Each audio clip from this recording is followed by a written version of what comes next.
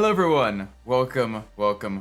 I'm Isaac Umbras, and today we are back in Enthusia Professional Racing. We get to drive the wonderful Group B monster that is the Lancia 037. Now, this is the street legal version instead of the rally version, so a few differences. A little bit lower power, carbureted instead of having the mechanical fuel injection, all of that stuff. A little bit less of the aero components.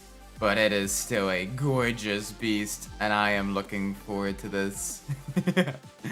Alright, let's see what this supercharged inline 4 can do. Aha, Mirage. Perfect place for a rally car. And two Italian cars duking it out in the desert. Let's do it! Welcome Ford Shelby GT, hope you've been well.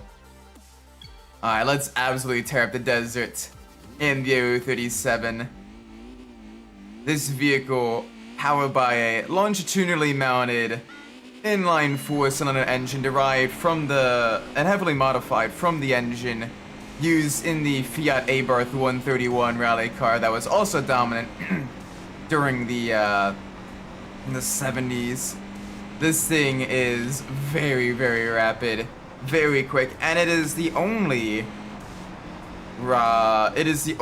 supercharged vehicle and the last rear-wheel drive vehicle to win overall in the WRC before turbocharging and four-wheel drive took over. This, with its mechanical simplicity and durability and ability to absolutely tear up the tarmac sections, gave it basically the final rear-wheel drive overall win. And what a beast it was as well. Having a very lightweight chassis with Kevlar components, or lightweight body with Kevlar components, a lightweight monocoque with modular tube frames front and rear that were heavily modified from the Lancia Beta Monte Carlo. Itself also pretty successful in circuit racing with the Group 5 Super Touring car. So both versions of this Lancia, the 037 and the Monte Carlo, had a pretty significant motorsports heritage, just in very, very different trims. The 037 did compete in one known circuit race during the mid-90s, around at Fuji Speedway, where it was entered by a privateer team in the GT500 class.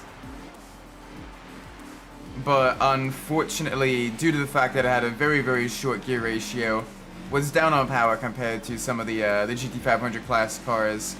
Didn't exactly have the best aerodynamics for circuit racing, and was racing at one of the fastest tracks on the calendar, as opposed to a circuit like TT Assen or like Mine Circuit or something like that. It did not do well, being beaten by even some GT300 class cars. But it did show that people were willing to put faith in the chassis, even when after Group B was long gone. Which is quite impressive. Bonk! That is a big bonk there.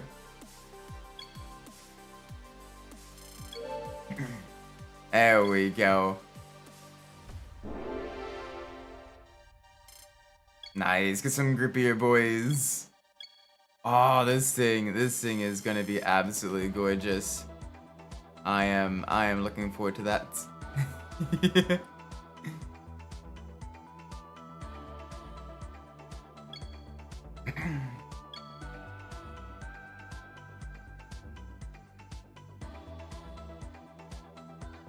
Alright, let's see. Now the Monte Carlo in Group 5 actually used a much lower displacement engine compared to its original 2-liter. It used a 1.4-liter engine because in Group 5 rules at the time, turbocharged vehicles needed to have a reduction in displacement. But even then, even in racing, produced around 400 to 500 horsepower from a 1.4-liter engine, which is genuinely terrifying.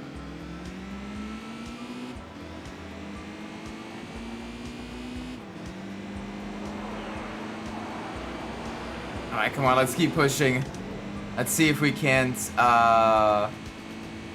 can't win this race. It'll be a tough one as we do have the dour EB110, a semi-modern, neo-classic, I guess we should call it, hypercar designed to compete partially in GT1 and partially to be among the fastest production cars in the world at the time, with top speeds comparable to the Jaguar XJ220 and McLaren F1. And the dour version even further refined from the Bugatti version as well, with more power, refined chassis, better handling, all kinds of fun stuff. So I'm not sure we'd be able to really compete with that, as that is a decade newer vehicle with a much more advanced four-wheel drive system, while we are struggling just a little bit.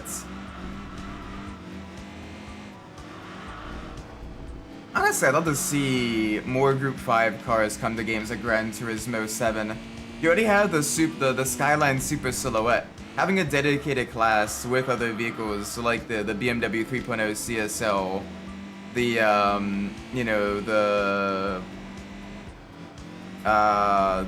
BMW M1 Group 5 car, the Lancia Beta Group 5 as well, the Monte Carlo, all of that stuff, the Porsche Moby Dick as well, the 935, all of that would be genuinely really cool to see and be able to race.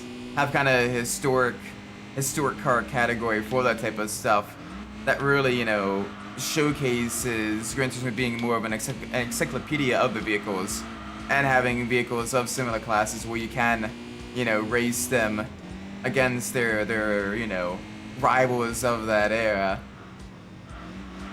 I think that would be a really cool thing. Is now they can kind of go a bit more deep instead of the super broad with but only an inch deep with all the car selections.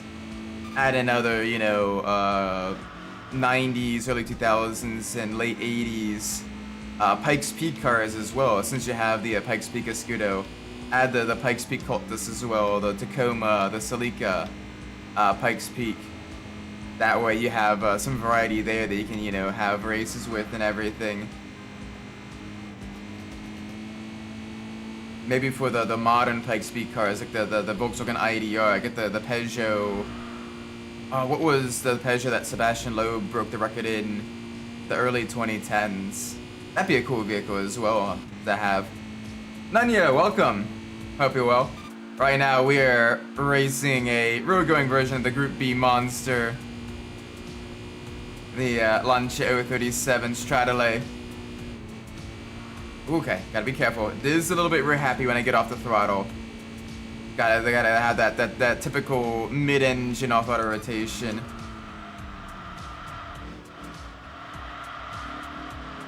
Yeah.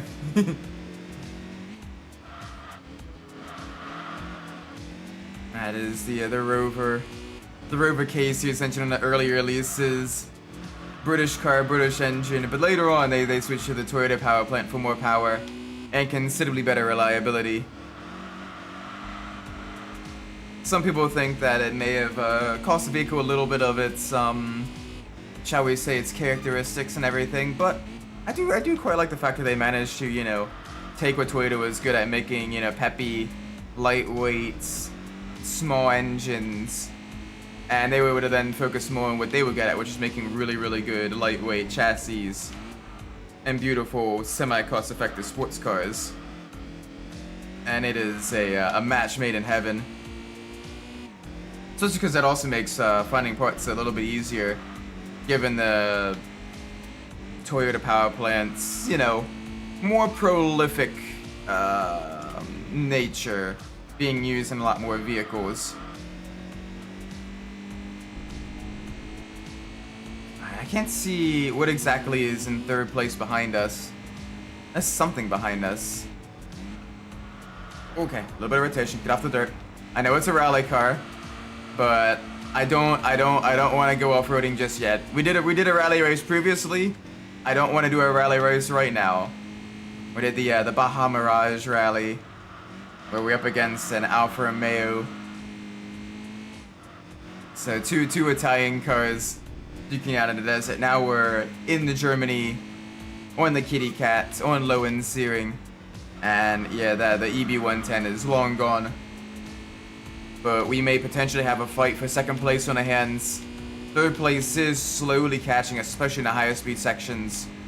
So we do need to be a little bit careful.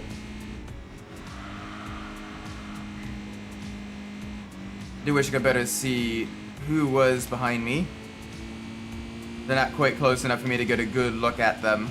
And I have no intention of slowing down. Oh gosh. Save it, save it. little tippy tap of the wall there. Just a little bit. Holy moly. Oh, I can see it better now. That's some sort of sedan. Some sort of high performance sedan or sports coupe. A little bit of a larger profile compared to a little bit larger compared to some of the other vehicles. What is that? Is that like a Mercedes or something? I can't quite tell. It's something. It's a gray, dark gray colored larger vehicle behind us. I have no intention of letting it get closer. I have no intention of letting it get closer. So let's push ahead. Got one more lap on the kitty cat. Heading to the chest of the kitty now. Give it some chest scritchies. Under the Dunlop Bridge. Oh boy. Easy, easy, easy, easy, easy. Okay. We are good. Alright. Brake just before the 50-meter board. We don't want to go into first gear because we will absolutely light up our rear tires heading through that corner. I don't want to do that. I want to make sure this vehicle is nice and planted. We're able to get that traction down off of the corner. That is so annoying that that's a track limit there. Like you dip one wheel outside the white lines in that one section. It's like, nope, track limits. Oh, they're getting very close. What are you? That looks almost Jaguar-ish behind us. I think that might actually be a Jaguar. Jaden, welcome. So much longer than I think Ubisoft's gonna be able to keep its head above water. I don't have high hopes. Between the crazy backlash that the Assassin's Creed Shadows, what's the new one? I can't even remember. But that, as well as the cancellation of some other projects, the mishandling of franchises like the Tom Clancy series, I'm not sure they have too much goodwill left. They're kind of in a BioWare position where basically they got to do something, they got to knock something out of the park like right now, or they're kind of done. Like their stock is at an all-time low. Tencent is absolutely licking their lips and looking to buy them. You know, it'll be interesting for sure. I'm not sure if Tencent will really be that much better for Ubisoft, but only time will tell. Only time will tell. There we go. Even with third place, we still got enough for some upgrades. Get that Volume X supercharger and everything upgraded. Reduce the weight even further. Because Kevlar body panels aren't enough. We need to go even lighter somehow.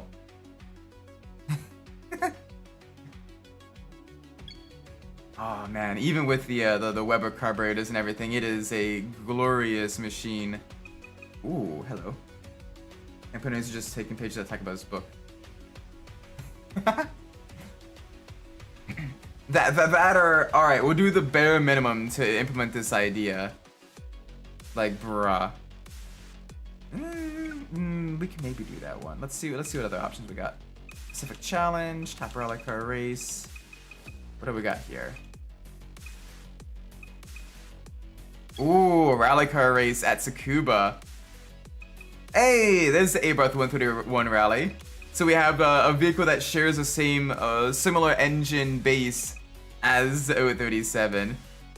We got the Delta as well, so we got some Group A monsters, and we also have the Alpine A110. This is gonna be fun. Let's do it. Let's do it. Rally car race in the wet at Tsukuba to make use of their shorter gear ratios, lightweight construction. Alright, let's absolutely send as much air and fuel through these Weber carburetors as possible. It's a shame they don't really have good supercharger sounds in this game. The turbo sounds are great. The supercharger sounds leave a little bit to be lacking. The supercharged cars kind of sound more like naturally aspirated cars. So you don't really get the supercharged whine. But it still sounds nice.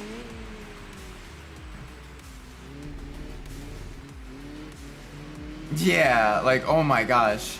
That's the thing as well, like, I wish, like, if publishers have, like, the IP rights to certain, like, franchises that are, like, absolutely beloved, right? Especially for, like, their lore, their characters, their world building and all that stuff. Like, you know, the Mass Effect games or the Halos and all that stuff. And you have visual proof because people are buying, like, the novels and all of that stuff. You have fans clamoring for more within that world. Why wouldn't you have spin-off games that further expand the lore while giving people, you know, a unique spin on the genre, or a tried and true genre that, you know, expands on the lore within the world you created, that either will expand you know, get fans of one genre of that series into another genre, or get fans of that genre into your series. Like, could you imagine, right? XCOM. You know XCOM, you know, the humans versus aliens tactical turn-based strategy game where a 99% chance to hit still means a miss. That's memed about. Like, imagine that, right? But the first contact war between the humans and the Turians. That would be cool as hell. Right? Or like Stars, or like Jedi Starfighter, or like the TIE Fighter series, but you're an Alliance fighter pilot during like the Mass Effect 3 time period where you're fighting against the Reapers, and so you gotta like dodge all their drones and all that stuff. That would be cool as hell. Wait, what? Let me know where did I lose you? I apologize for Shopee GT. I'm not sure where I lost you in that. But essentially, what would be cool is if publishers that had like the rights to the IP allow multiple studios to work on like multiple different like games within that franchise to give, you know, players more of that franchise, and also to further expand like the different perspectives within that franchise. Like, that would be cool. Like,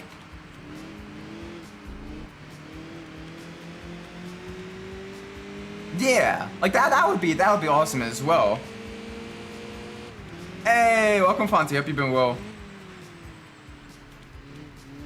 Like could you imagine like a GTA-esque game, or like maybe not GTA, but like maybe like Payday, you know, criminal heist type of game set in like the Terminus system.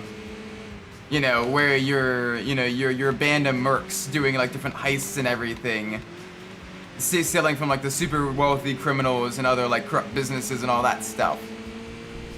That would be cool.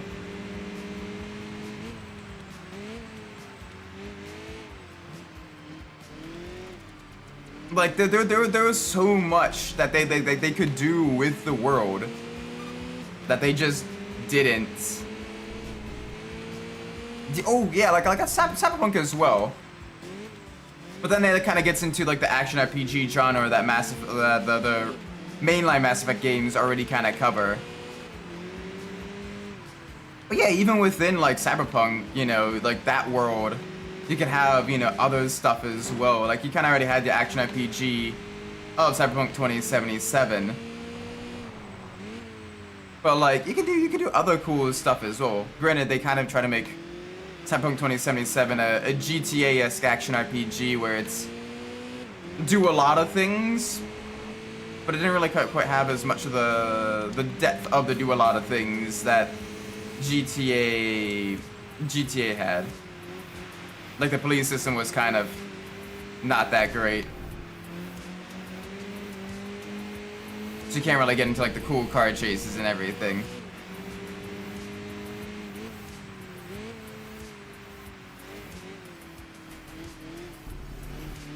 But I don't know, like that would be just some cool stuff.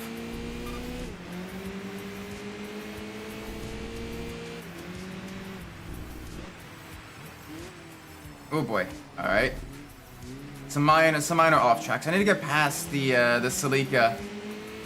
It does have the advantage having the forward drive traction in the wet, although they're still driving very conservatively. Come on.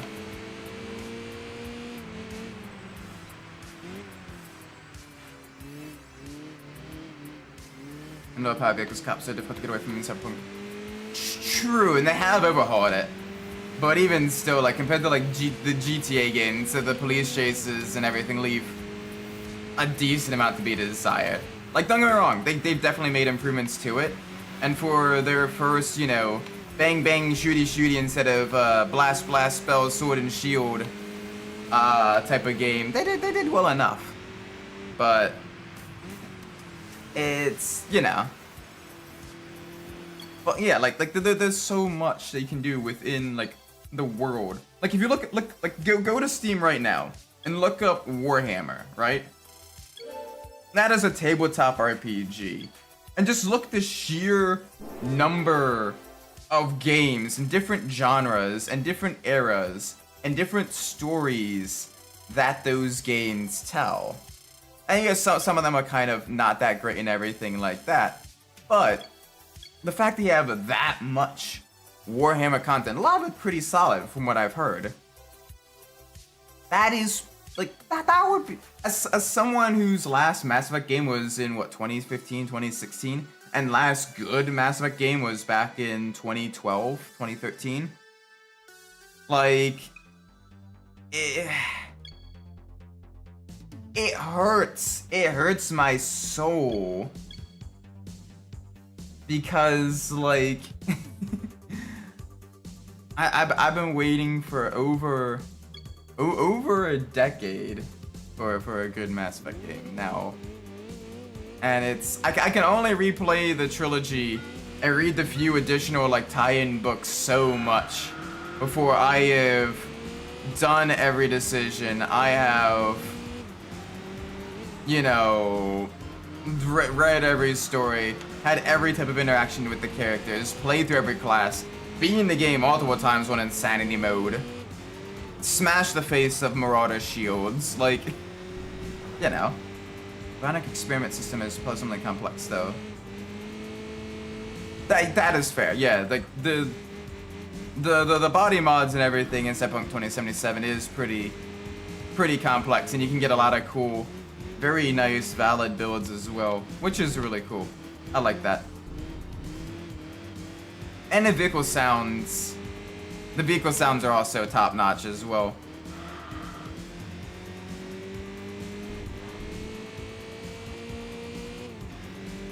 I mean, maybe. There's definitely a balance between that, though. Because, like, let's not pretend Andromeda was good. It was more than just the clunky animations. Like, the characters overall had less depth than even the characters in Mass Effect 1. And they kind of retreaded the same, you know, precursor race, creating, you know, a race of creatures that are now also being augmented by the cybernetics or organics to become a different enemy faction, like the Geth are doing with the Husks in Mass Effect 1. You have the Ket doing that with the Angara. And it's just a lot you could have done with the franchise that they just didn't. Especially the sheer number of studios EA has had and has never like really utilized well. Like that is especially damning, because like a lot of them really could have, you know, oh gosh, easy out of there. Could have, you know, added a lot more depth to the franchise and been able to tell more stories that we just see in the codex and stuff. Plus between Assassin's Creed and Son would be fun. Yeah!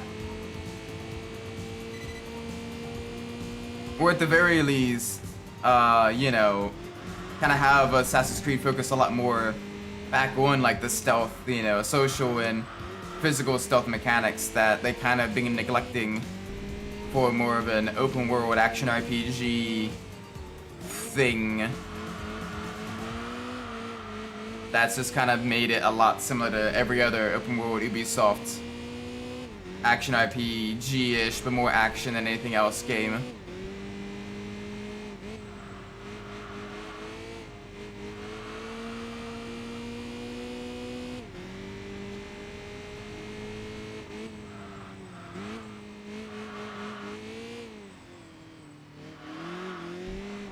Honestly, a tie-in to the Watch Dogs games, like a dedicated Assassin's Creed set in like modern day that like ties directly into like the lore of the Watch Dogs games without just being like Easter eggs, would be cool as hell. Combining the hacking and social stealth together, along with the parkour and everything like that. That would honestly be pretty cool. Welcome Team 7, hope you've been well. Right now we're driving the Launch 037. Our racing him set in a dystopian setting. Oh yeah, like a old school kind of rally cars in kind of like a futuristic, I don't want to say wasteland, but like through crashed ships and everything like that, through future cities. That'd be pretty cool too.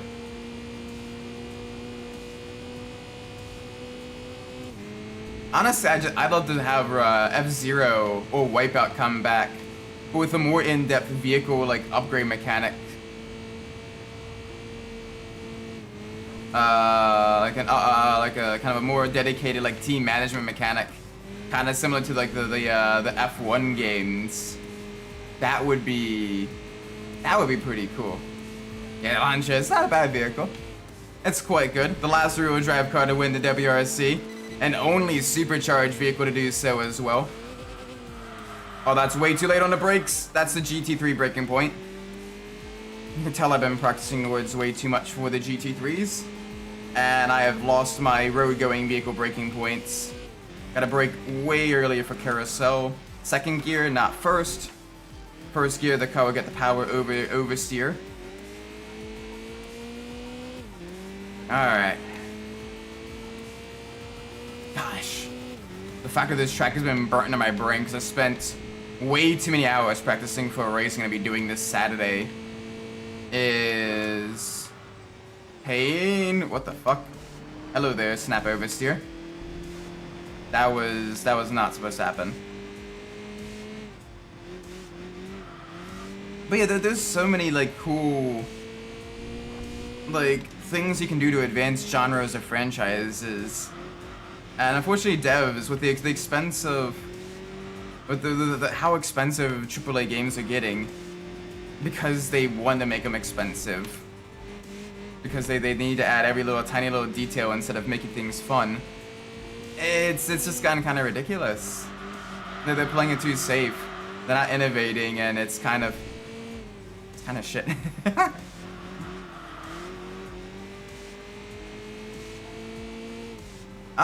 For the Group A era vehicles, I like the Lancia Delta. I like the little box. The little box is a cute little box.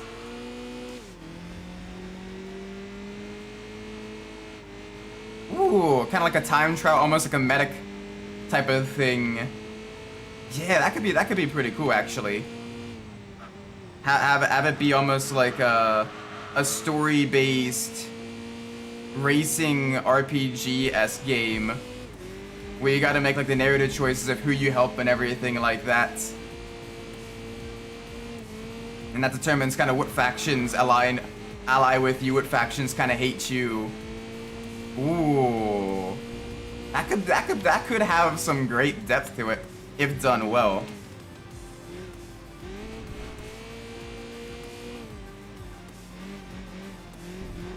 Or if you don't want to have it in like a modern day, one thing you could do is, yeah, they may have had more well, I mean, in Group A, yeah, but like you look at Lancia, and they have the Stratos, they have the O37, they have the Delta S4, they have the regular Delta.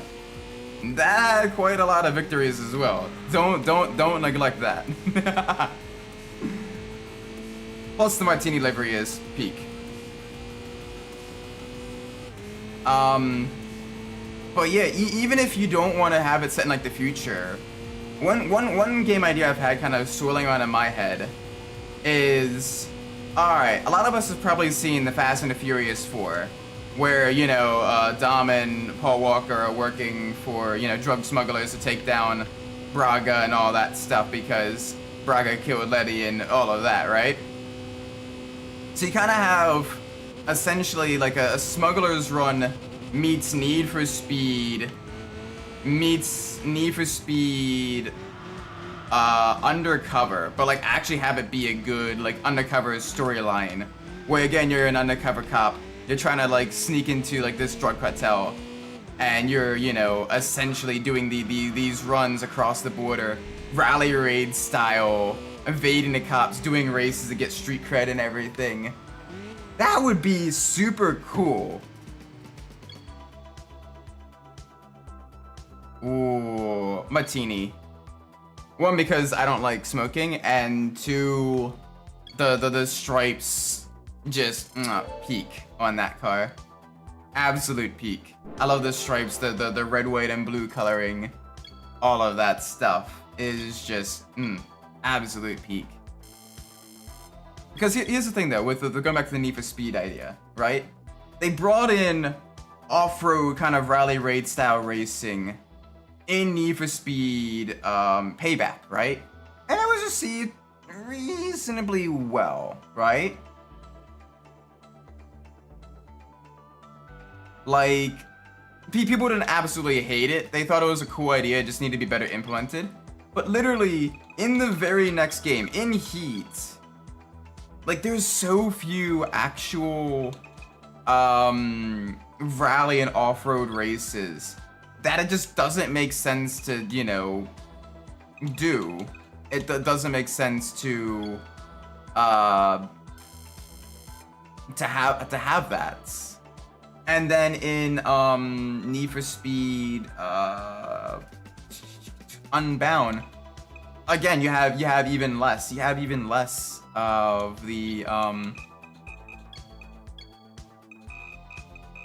even less off-road racing. So they developed the off-road system. They developed all the off-road parts, right? For these vehicles and everything. They try to develop the off-road physics and all that stuff. And they basically used it for one game and then just kind of threw it away. Like, they could have really gone into depth with that and have, you know, a Need for Speed with kind of like a dark, kind of serious storyline that, you know, made you feel like a badass, you know, smuggler, while also, you know, having you be like a good guy as well, like on the side of the law and everything like that. That would have been cool. It would have been really cool. And they kind of squandered that, I think.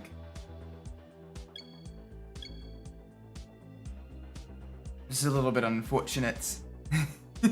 But yeah, we definitely need a bit of an improvement on the physics though, to get that a little bit less of the break the drift and everything. But I mean, it doesn't even need to necessarily be Need for Speed. It could be like in a AA racing game with some other developer, you know, doing that. Hell, if Ubisoft wants to bring back the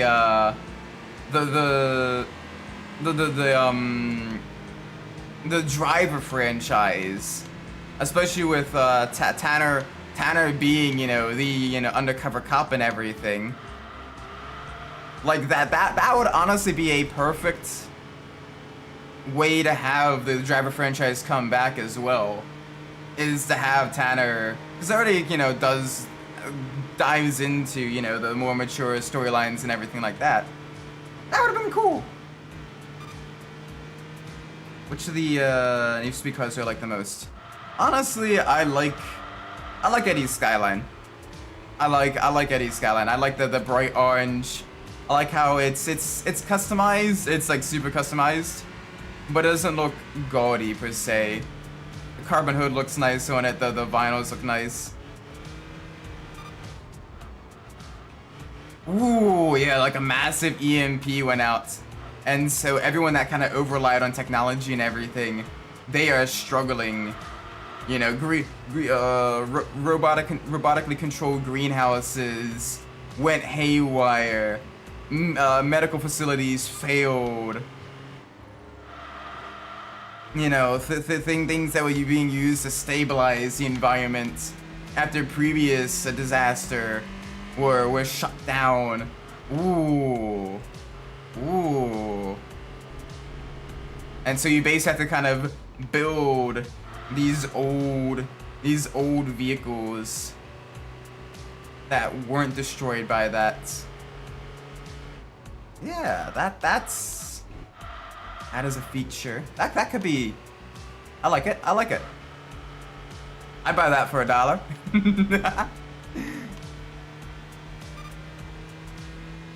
Yeah, you've made well aware your love of the M3 GTR.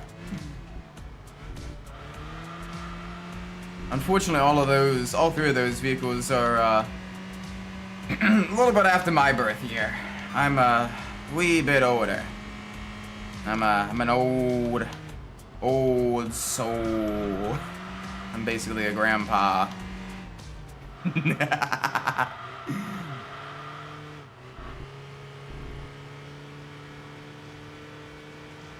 Oh boy, this is a little. We are driving the box on wheels, the Toyota BB. Oh gosh. It's so slow. Less than 120 horsepower. Absolutely turbo aerodynamics. And in the States, it was sold as the Scion XB. But it was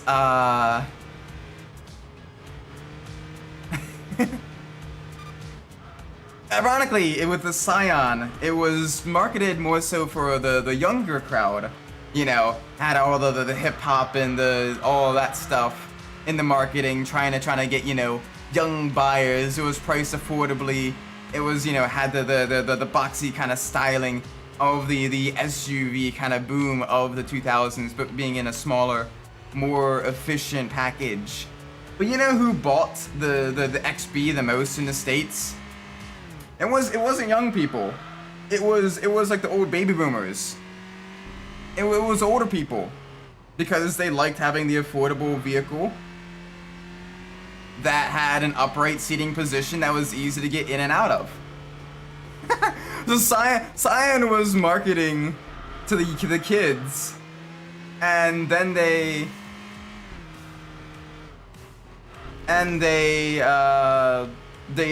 got the old people instead. Yeah, same thing with the Kia Soul. Yeah, you've mentioned it before, Team 7. the prototype vinyl was the ALMS vinyl. But granted, I'm kind of glad they went with the blue and silver. A little bit more iconic, a little bit more unique to Need for Speed Most Wanted. Ooh. You're being shot at by like restored gunships. Things that were protected from the EMP and everything during that final mission. That could be fun. That could be interesting. I like it. I dig it.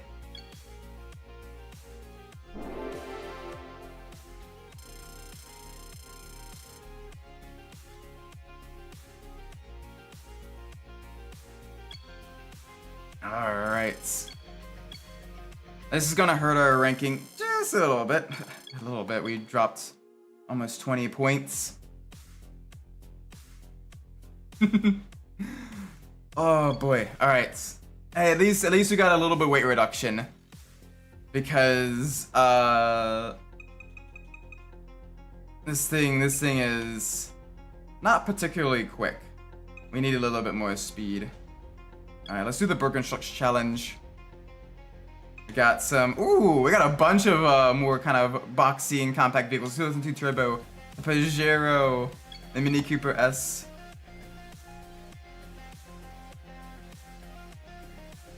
Yeah, you trust me, you have mentioned that quite a bit before Team 7. We know quite a bit about the M3 GTR now. But thank you though, I appreciate it for the information.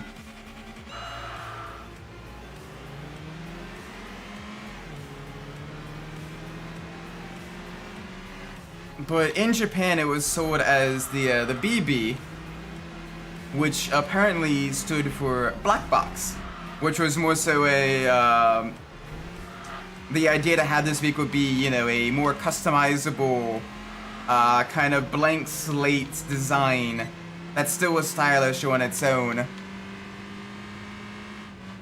And again, even in Japan, it was marketed more so towards the younger audience. And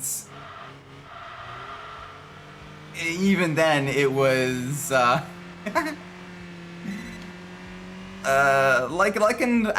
while in the States it was like more so by the baby boomers and older people. In Japan, while it was more so marketed towards younger male demographics, it was the kind of middle age, around like the 30s, 40s aged females that actually liked it due to its ease of handling and spacious interior. So both in Japan and in America, it got a completely different market than what it was marketed towards, which is hilarious. But the M3 GTR though, fair. I mean, M3 GTR is a gorgeous vehicle. That was an absolutely amazing homologation special. It's just, we ain't driving that right now. I want a Kia Soul 1 point, genuinely good vehicle. I've always kind of wanted to own like an XB or a Kia Soul. Like, they look like they're pretty solid vehicles all around. Although I'm not too sure about the Kia reliability, because I know certain Kia vehicles, especially those with like the Theta engine and everything, had a lot of issues. But I did like the marketing when I was a kid. I liked the hamster. The hamster commercials with the Kia Soul. I still vaguely remember that the hamsters all in like the streetwear and hoodies and everything, all bopping their heads to like hip hop while they're driving the Soul through town and everything. On tonight's episode of Bottom Gear, Isaac takes a boat to track day. Isaac takes a brick to a track day. Oh my gosh, we're outbreaking a Clio. Okay, we didn't outbreak a Clio. They did just kind of drive us off the road there.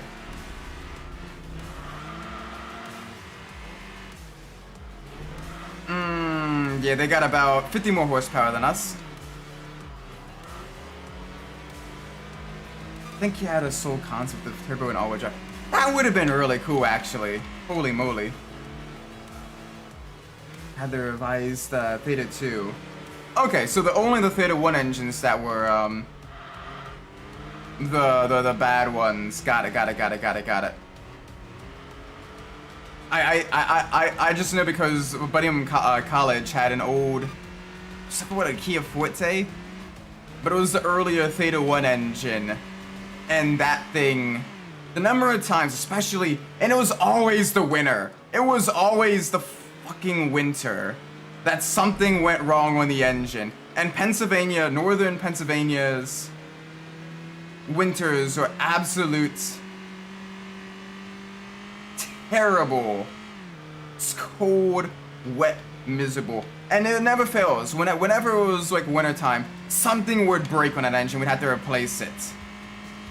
And like, so we're broke college students out in the parking lot trying to repair this shitty Theta 1 engine, freezing our butts off on the weekend while we have tests coming up and everything like that. Oh my gosh, that was a pain. Good memories though. I had a lot of fun, but it was pain. The Kia Traxxter. Ooh.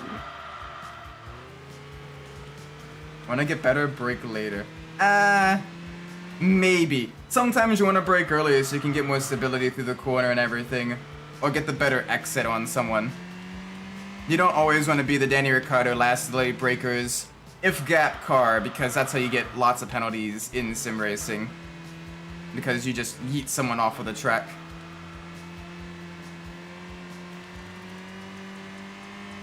Oh, come on. A little bit more power, please. We gotta limp away to the finish line. Oh, boy. I mean, we're basically driving a boxier Toyota Vitz, a boxier Yaris. Oh my word! Oh well, we got a little bit of we got second place. That's not too bad. Yeah, the Super versus the Ferrari in first Fast and the Furious. I don't think we're beating any Supras in this box. This is a much much slower Toyota. And hey, I still quite like it. It was even featured in the the Hot Wheels Modifighters. Which, if you're not familiar with the Modifighters, that was a Hot Wheels line of toys during the early mid 2000s that kind of try to capitalize on the hip hop bling culture of the time period, where basically they combine Transformers with rap battles and giant rims. So you had big kind of large vehicles like your Dodge Ram SRT10, your Ford F-150s, your Ford Mustangs, your Scion XBs, your Cadillac Escalades. All of that stuff, and essentially the robots themselves had like hip hop styling on them, with like the backwards baseball caps and like microphones. But they also had guns as well, which, looking back on that, may have been a little bit kind of stereotypical. But basically the lore is that they would engage in rap and gun battles at the same time, and then as well as races. So you'd race, you'd rap, and you'd shoot as well. And they'd like shoot water at each other or some sort of like colored liquid. And on one hand, they were really cool and really well designed, but oh my gosh, they did not age well. You look at some of the modifications on the vehicles, and it's like the Escalades, like, you know, got the giant ass rims, super low profile tires, and like a graffiti paint job on it. And it's, on one hand, it was kind of cringe because they even made like these, they even made like a couple of like short, like little cartoons for them that they released online. And I think you probably still find them online as well. Like it was like 5 like mini series introducing like the main robots and everything and their human counterparts. And oh, it was so cringe. But it was charming and adorable as well. Yeah, the Engineer Speed Hot Pursuit 2 was pretty nice as well.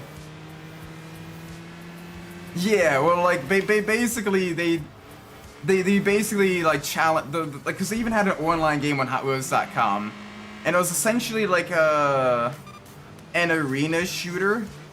And I'm trying to remember because it's been like decades since I played it, but it was literally like a top-down arena shooter type of like almost like StarCraft type of thing, but without like building your own bases and stuff like that. And you'd fight against other AI-controlled bots, and you basically, you know, switch to your vehicle mode to kind of go travel quickly and everything. You'd enter like rap mode to kind of like buff your armor and health and all that stuff, and then you'd enter gun mode to, you know, attack opponents and everything like that. So in the game, you have to kind of like balance the three different modes between, you know, getting in and out of combat, healing, and actually attacking opponents. And you had like a set time limit to clear the area. And it was it was interesting. It was actually a pretty well built game. I actually really enjoyed that one a lot. Back when the Flash games, were you know, a lot more popular and prevalent and everything. Oh my gosh, HotWheels.com had so many great games as well. Another one of my favorites was the what was it called? The Spin City Drive-Through Dilemma, whatever. And it's basically kind of like if you've ever played Diner Dash, it was kind of like that. But instead of going to tables and waiting tables, you'd send the customers to different areas to get their vehicles serviced. You'd have everything from like a fuel station, a car wash, a tire station, to like engine upgrades, fast food section, audio and visual, and paint, right? And you basically be able to buy new areas as well as upgrade those areas, so then to, you know, get more money out of what's it called? Out of your customers, because the higher rated facilities commanded a higher price from your customers, and also allowed you to get more customers done. But you had to like balance that with making sure they didn't get into like a traffic jam or anything like that, while also like, you know, managing facility upgrades and your reputation as well.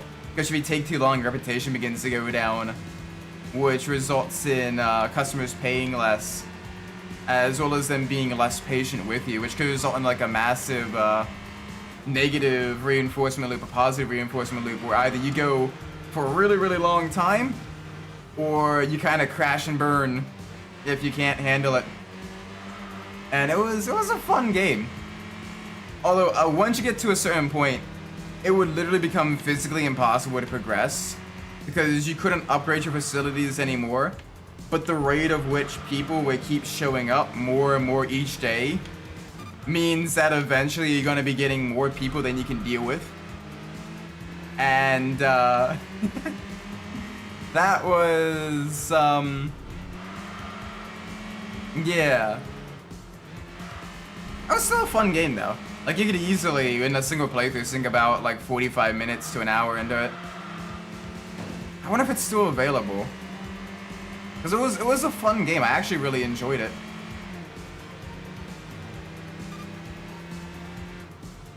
I played Racing Lagoon. I have not. I've seen a couple other friends' streams playing it, and it looks really cool. But I have not played it. I do want to though. It is on the backlog like many other games. But it'll probably be a while before I play it, because I want to do the Tokyo Extreme Racer games.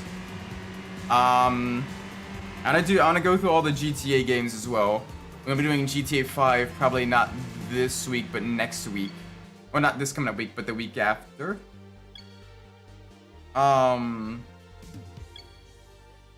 I want to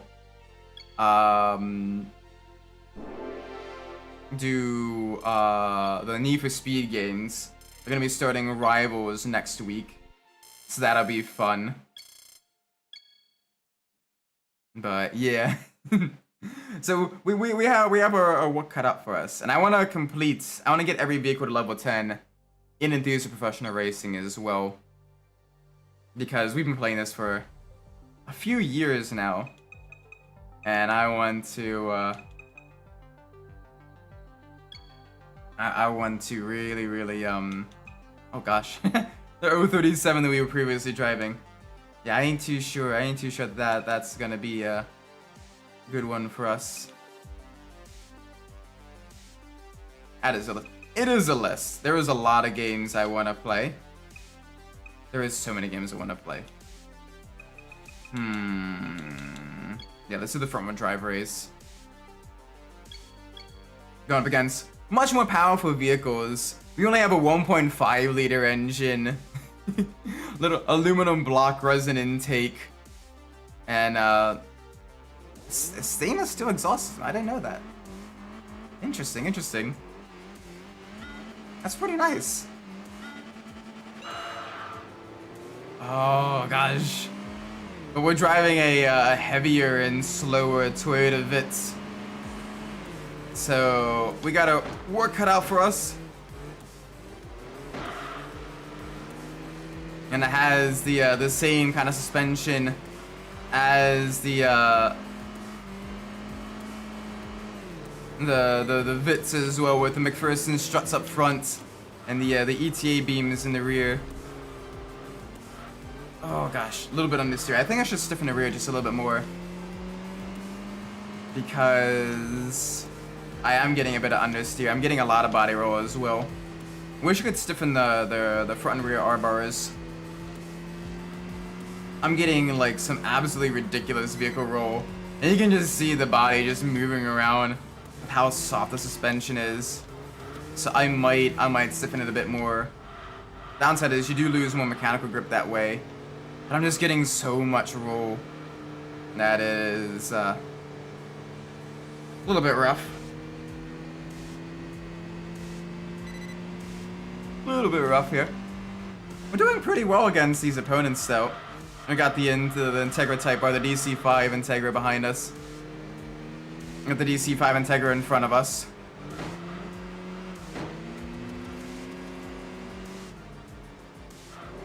Come on, back up the inside. They're gonna pull away though in the straight. They got almost double the horsepower of us. About 200 horsepower versus our 118.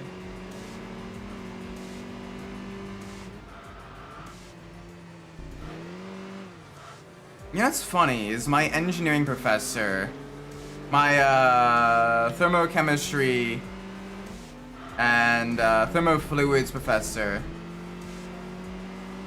he actually drove a first generation Scion XB, and he had like 250 some thousand miles on that thing, which for a northern Pennsylvania car is pretty impressive considering how much the winters there absolutely chew through frames on vehicles and everything. But he absolutely loved that, as he was an older guy in his late 50s, early 60s, and he just really liked the ease of use of that thing. Plus also he did a lot of like camping and all that stuff too. So he's like, well, I don't want a giant SUV that's gonna like use up a bunch of fuel, but I need a space for my camping supplies and all that. So like this was like one of the better options for him. And so he absolutely loved that vehicle. I wonder if he's still got it. I kind of lost contact with him during the pandemic. I hope he's okay. Just because I just got so busy with work and he got busy with, you know, teaching and professing and all that stuff.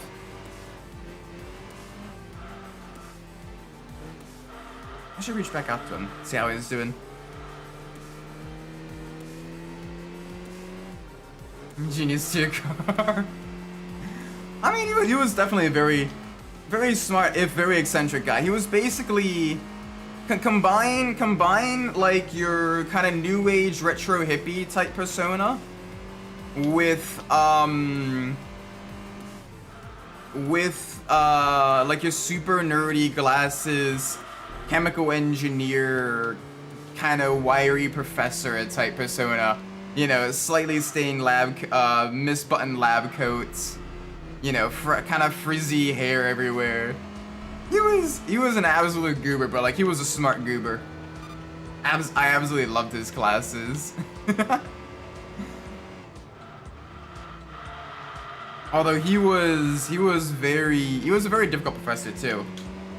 Like it's weird, like during the classes and everything, and all of that stuff, like especially like in between classes and all that stuff too, he'd be, you know, genuinely super amicable, super friendly, you know, very chill, kind of very casual tone of speaking. And then when he entered professor mode, he's like, okay, this is very serious stuff. If you make mistakes here, people die. So I'm gonna be very harsh on how I grade. And he was very harsh on how he graded. Like I regularly, you know, in other classes where I would have gotten like an A, I regularly got like B's in his class and everything. But I learned a lot. So, but it was funny, like kind of seeing the tone shift as well. You'd be like going between class and you'd be talking to him and everything, and he'd be like, "Oh yeah, I went camping this weekend and everything, you know, went fishing." He'd be showing you pictures of like the catch he had and everything like that. You know, he talk about like his garden and like, you know, how he has his homemade compost pile and all of that stuff and everything. But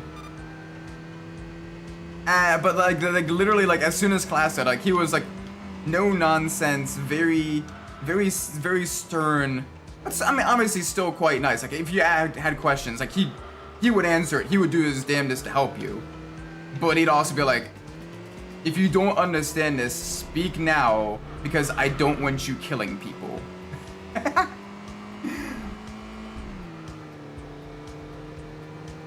What kind of pottery studio at college? That sounds familiar. Oh, okay. So you kind of have those similar professors where when they're in professor mode, they're like, super serious.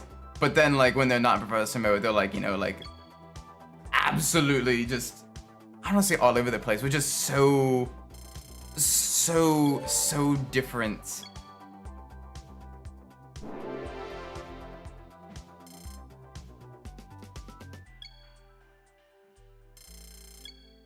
There we go. This should be...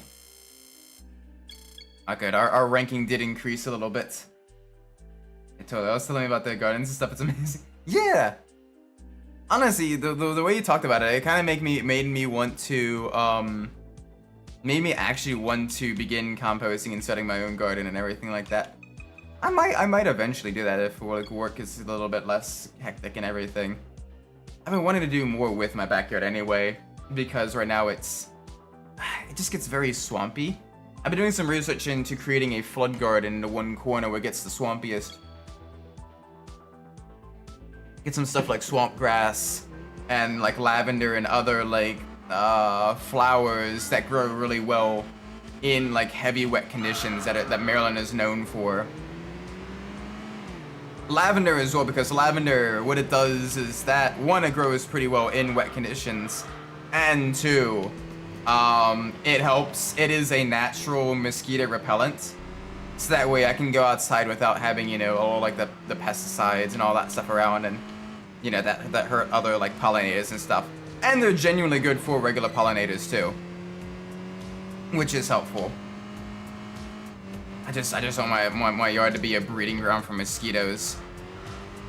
Thankfully, it's been, well, with the exception of this week, it's been a more drier early start to the year in Maryland. So I've been able to have a lot more days outside without worrying about getting absolutely covered in the mosquitoes and everything. I've been able to do a lot of the grilling and all that stuff. Like over Memorial Day, which is why also I didn't stream the Monday.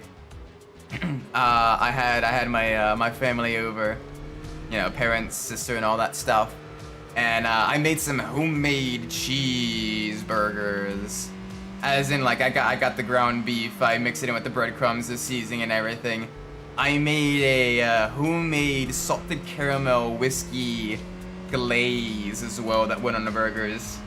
That, oh my gosh, it was so good. You brush it on in the final like 2 minutes. The final minute of the burgers are grilling. You put the cheese on top as well to melt it on. You set aside a spot on the grill to toast the buns and everything. I even made my own sriracha mayo as well. Where it's, I mean, the sriracha mayo is super simple. It's, you know, half cup mayo, 3 teaspoons of sriracha sauce. I had a honey sriracha sauce, so it's a little bit on the sweeter side. It was, oh my gosh, it was so good. I absolutely love cooking.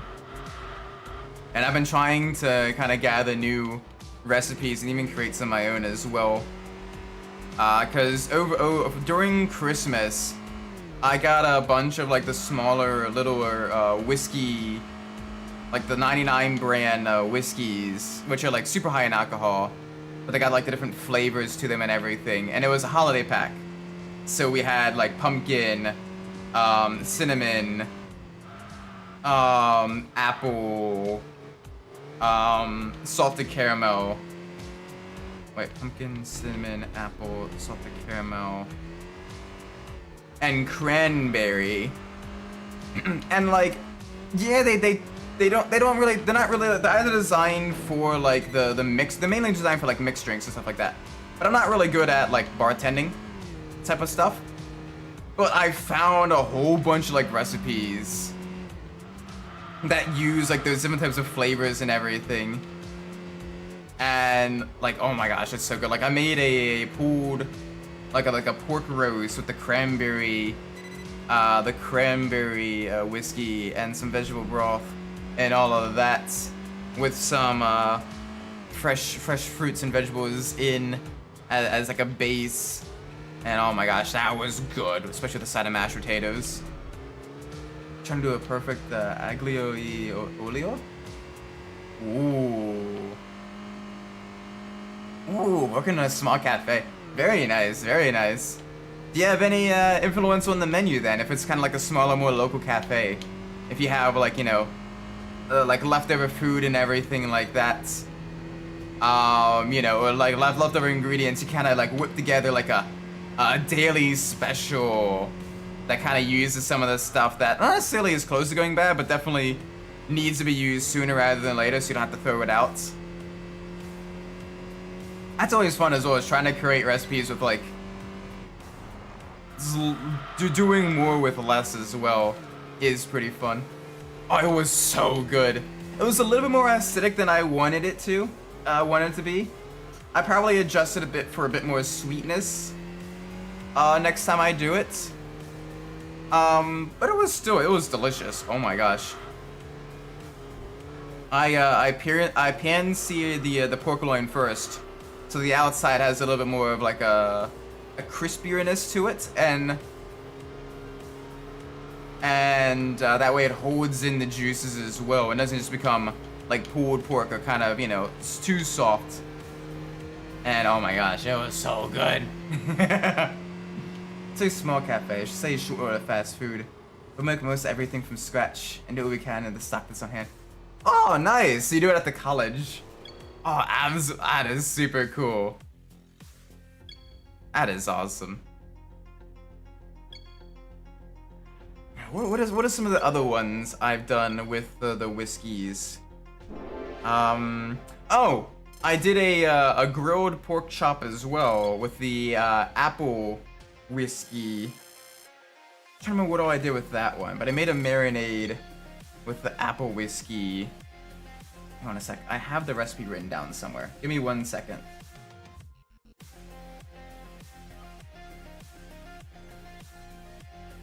Yeah, okay. I combined the apple whiskey, soy sauce, lime juice, honey, minced garlic and chili powder, smoked paprika, and a little bit of vegetable oil. Mix it into a marinade. Let the pork chops marinade in the apple whiskey. Let the pork chops marinate in that for about an hour and a half. Then I grilled them about 5 minutes per side. And then I served that with grilled asparagus and some roasted apple slices. That was pretty good as well. I quite like that. Yeah, I need to find something for the pumpkin whiskey. That one I don't think would go quite as well with the meats. I feel like that one might be better for like a bread pudding. Like creating a sauce for a bread pudding. That one may have to wait for the fall. So I don't think the pumpkin flavoring of that would go too well with the meats. The rest you could definitely get away with that. You know, like the cinnamon, you can combine that with more of like kind of your smoky chili style flavorings and everything to kind of make it like, you can probably make some slow cooked chili, adding in that cinnamon whiskey for a little bit of extra kick to it. A slightly different flavor kick. That could be pretty good actually. I might try that when the weather turns cold in the fall. Because I don't like chili in hot weather. Cold weather chili is not bad. It's got to be like the thick, meaty, hearty chili. I don't like that soupy stuff. I like that thick stuff. Extra thick. Do a little pumpkin in the fall. I think I would do it well together well because with pumpkin and the meat's a very savory flavor. The sweetness of pumpkin might be off-putting. Maybe. I don't know. I need to find some spices that mix in with the pumpkin whiskey then to kind of make it a good marinade for the meats. But yeah, it would definitely be a fall dish for sure. Like when you're eating food in the summer and everything like that, you're not really thinking, pumpkin. Like you can get it with the salted caramel, you can get it with the cranberry because it's, you know, it can still got that fresh fruity flavor. You can still get it with the cinnamon because you can do like a barbecue cinnamon glazed ribs, which honestly would go pretty good actually. I might do that too. Ribs are expensive though. Dollar for dollar, you don't get as much meat for the ribs. They're good though. I haven't grilled ribs in forever. And then the apple again kind of has that kind of fresh, fruity flavor as well. So that can go well in the spring or summertime. I might try to see what other flavors of like the 99 brand whiskey there is, and then I can see if I can't create some recipes for that for like other time periods. People will see the adult beverage cabinet, and they'll think I'm an alcoholic when in reality I'm just using it for cooking. But like they do really well. They do surprisingly well for cooking. Like I know they market it more so as like mixed drink add-ins and everything, but genuinely it does absolutely amazing for cooking. And I was not expecting that.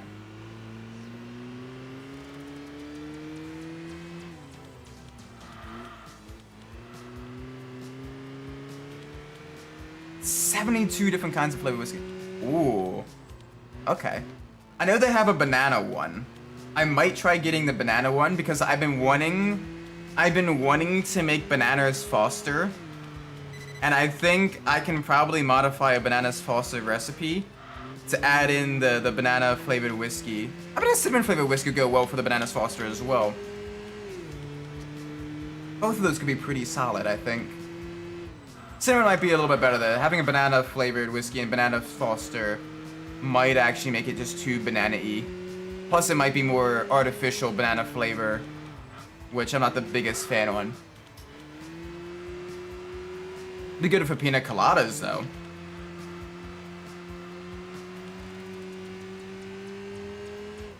I might consider that. That might actually be the one I get for mixed drinks.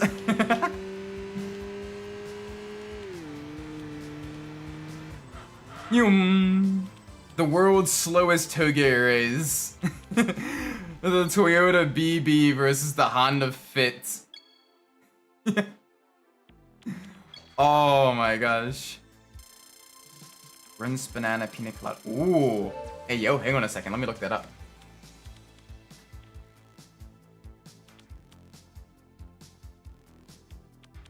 Rinse banana pina colada.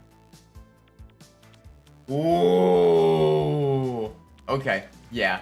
Yeah. All right. Yeah. I might actually try that. I might actually try that.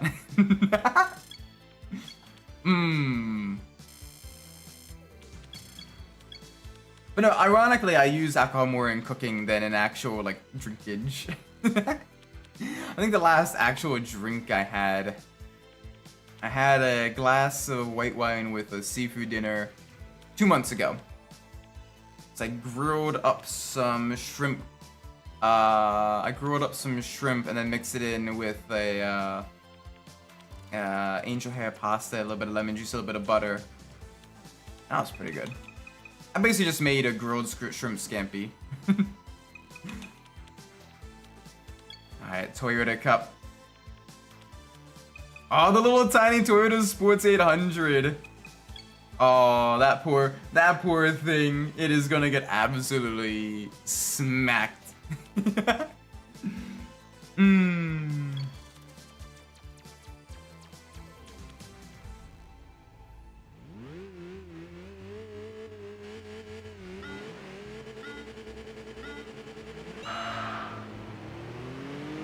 All right, come on.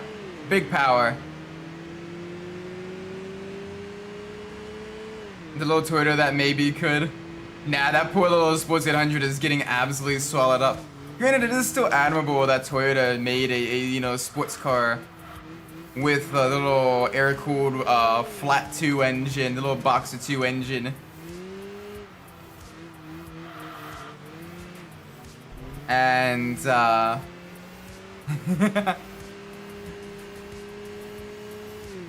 this is cute. I wouldn't mind actually giving, trying to drive the little Toyota Sports 800, seeing what it's like to drive. The little lightweight, nippy handling.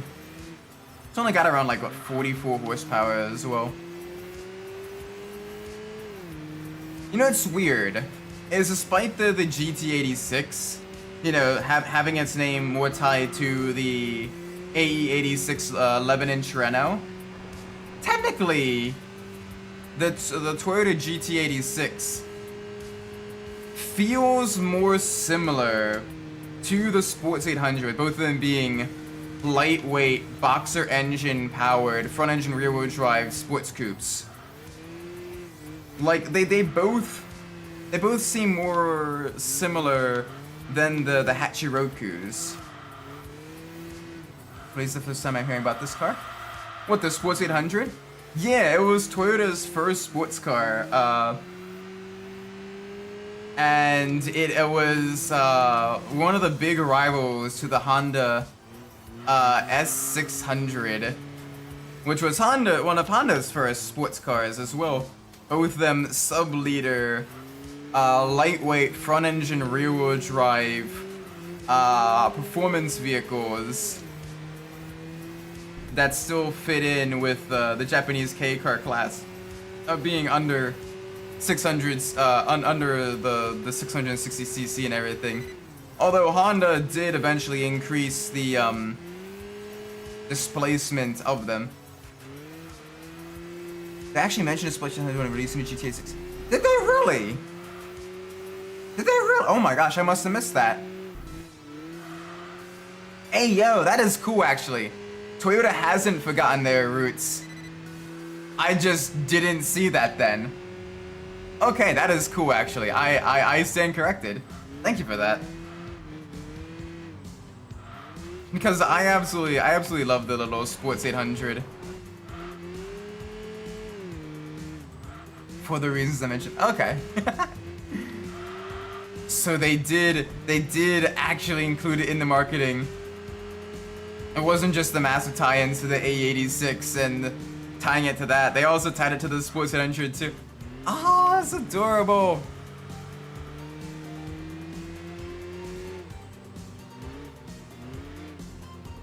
Ah, so maybe it was more like the Japanese press releases that had the Sports 800 tie-ins. I mainly saw the American, the Scion FRS and BRZ ones that tied it to the A86.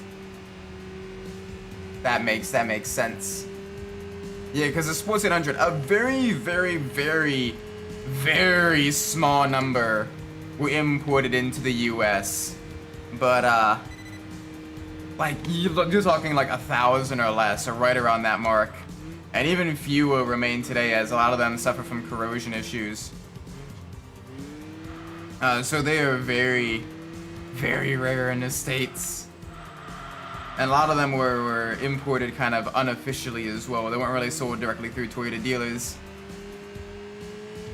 Or if they were, like, it was kind of a, yeah, we can get you this, but like it's not really like something that's regularly on the lots.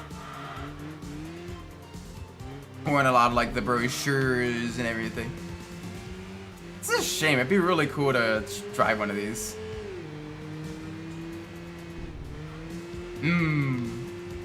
Yeah, because Toyota has an amazing sports car history as well. Everything from the Celicas to the Supras to the 11 Trenos, all of that stuff. The Sports 800, the 2000 GT, my personal favorite Toyota. Absolutely love the 2000 GT. The only Japanese Bond car, where they had to make a special convertible variant because Sean Connery was literally too tall to fit in it. Yeah. He's very proud of it. And rightfully so, like, holy moly. There was just so many great vehicles. So much different sporting success as well.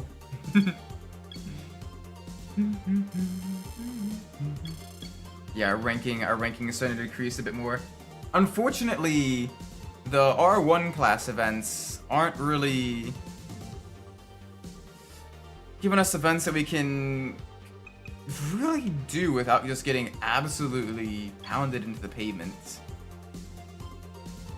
Like, up against vehicles that have double or more of our horsepower. Just not something we can really do. Yeah. I kind of like it when, you know, the companies, you know, kind of don't shy away from all the stuff they've had while still looking towards the future. Being like, okay, here's how we're gonna keep moving forward. Here's how we're gonna keep having, like, all these great vehicles. We recognize you love this in the past, and we're gonna further improve it or make it even better now.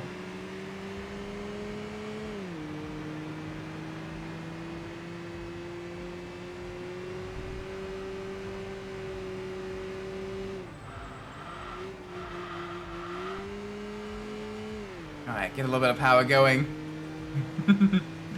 That's absolutely pushed this little 1.5 liter engine to the limits. That's why I love you so much, the Sports Trio. Yeah, I mean, he's got the Supra. You got the I mean, you do have the GR86 as well, which I guess does kind of fill in the Celica's spots. Yeah, you got the GR Yaris as well, which between the GR Yaris and the GT86 or the GR86, both of them do kind of fill in the Celica's spots as a lightweight sports coupe or a four-wheel drive rally monster. You kind of have both filling in the different eras of the Celica.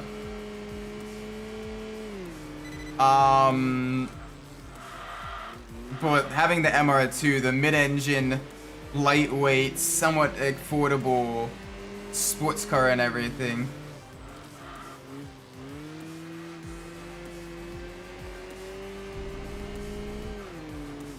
Yeah, fair. That one with it, you know, having the rally heritage and all that stuff. Still, between those three vehicles, like, all of them pretty much fill in the role of the Celica. It'd be very difficult to make the Celica stand out. Like, you got the two-door sports coupe with the GR86. You got the rally monster with the forward drive performance machine with the GR Corolla and GR Yaris. There isn't really much you could do with it that would tie it to its roots as a Celica, while also making it different than, you know, what's already available on Toyota's lineup. Which one end is a bit unfortunate that we're not seeing a Celica nameplate, but on the other hand, we got great replacements anyway.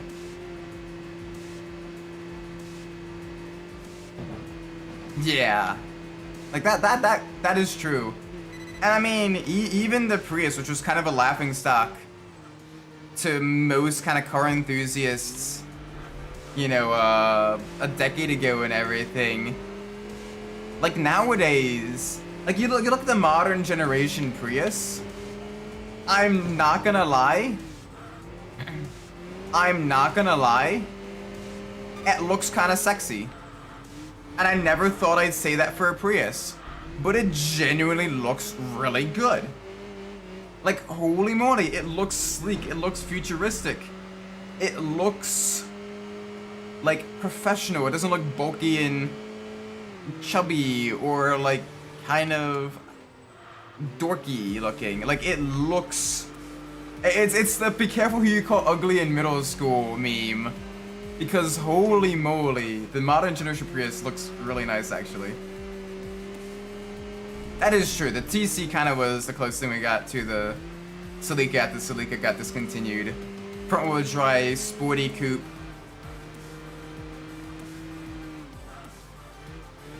Two-door, you know. It even had the sunroof and everything like that. Problem is to try to put the Prius style in other models, so don't show the proportions.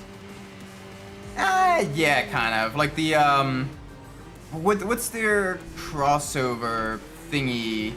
The HRC or whatever? That doesn't look. I'm not the biggest fan of that one. That one looks kind of ugly. That one, I'm not gonna mince words. That one looks a little bit ugly. I'm not the biggest fan of CUVs or SUVs in general, but that looks kind of ugly. But yeah, the current generation Prius is absolutely beautiful. Caldina. Oh, I remember driving that in Gran Turismo as well. Yeah, that thing was an absolute sleeper. It was essentially like a high-performance wagon. Do we have any specialty vehicles? No, we don't. All specialty vehicles have been gotten to level 10, so only sporty and real sports vehicles until we get the last of the competition cars. So that'll be fun. Alright, we got 3 vehicle choices. We got the GD chassis Impreza WRX STI. We got the C3 Corvette. And we got the Alpha 156. Very nice. Yeah, bringing the Caldina back to Gran Turismo would be super cool. Bring more of like the quirky Japanese cars that would work well with other quirky Japanese cars. That'd be great. That'd be great. Anyway, hang on a second. Let me pull up the random number generator.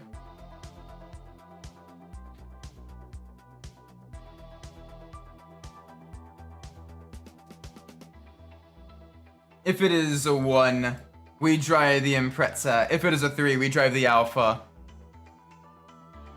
It is a 3. It is Alpha time. Let's go. So the Caldina continued the ST chassis codes. Very nice. So I guess that was the spiritual successor. Ooh. I like it in red. I like it in red. Let's get this.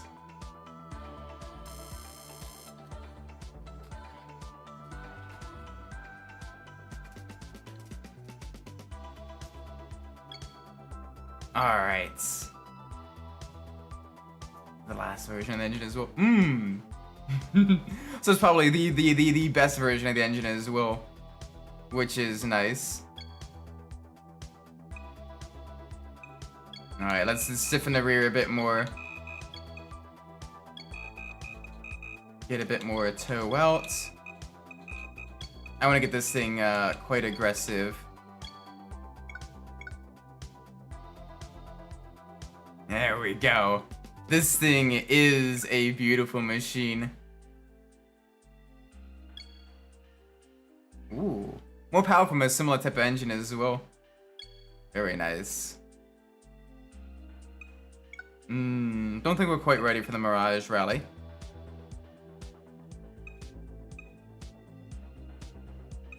Ooh, the high performance sedan race. Yeah! Combination of front wheel drive, rear wheel drive, and four wheel drive sports sedans.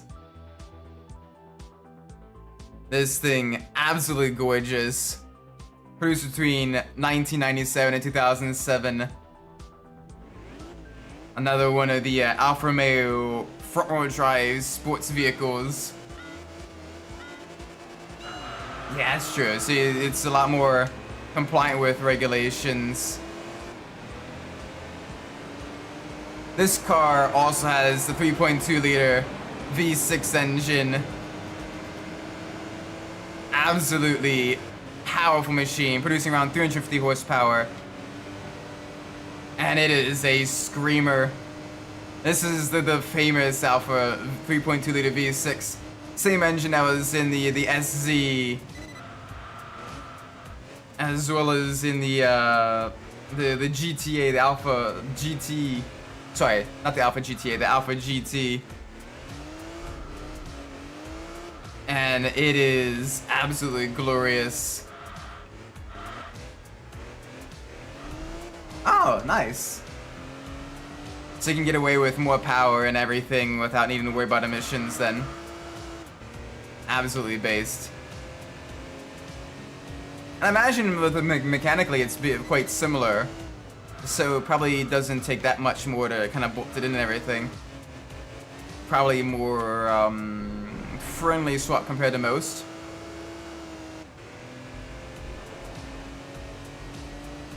Come on, let's use this 0 to 60. Just over 6 seconds acceleration. That's absolutely launch it from the corners. It is a direct swap. Okay, sweet. I'm sure you need to swap a few things around as well, like electronics and some fuel system stuff and all that stuff, but nice.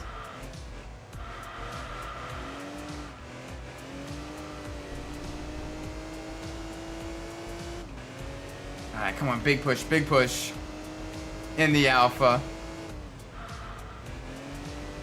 Okay, so mechanically it basically just fits right in then.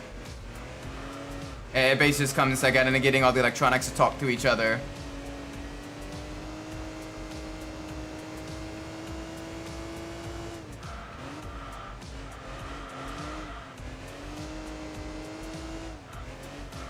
Nice, so in that regards, at least mechanically it was pretty similar. And it just needs it just need the electronic adjustments and everything, and swapping in some harnesses and doing some of that fun stuff. Getting the ECU to talk to the new engine. Ooh, so you can just get that aftermarket stuff right from the web. Very cool. That is actually really cool then.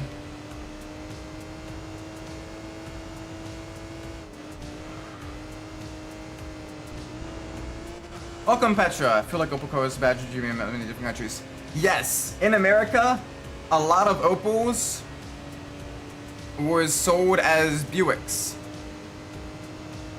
Mostly like the Opel sedans and stuff like that. They were sold as Buicks. But we got a cool Buick wagon because of that, so I'm not too upset about that. More than one electronic harness. Okay, sweet. Down through the gears. Gotta be a little bit careful through the hairpins, through the kitty cat ears. Let's make sure we use these Brembo brakes to their fullest. Get the car stopped and rotated.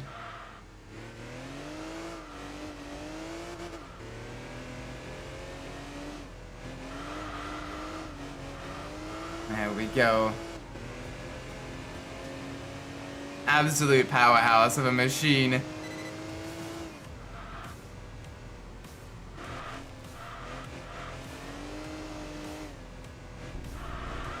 About the Opel Manta?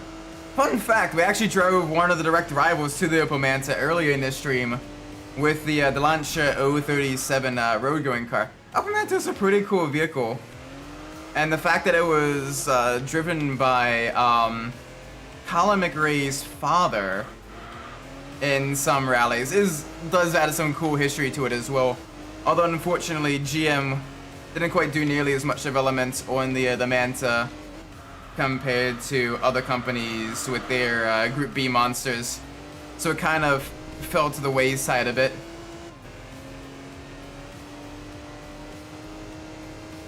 Ooh, So you can't actually get a standalone ECU.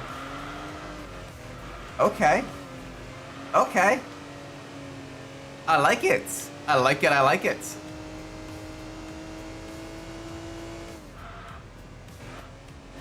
Maybe it's not the very last generation of 3s. They are the OBD. Okay. Got it. Got it. Got it. Got it.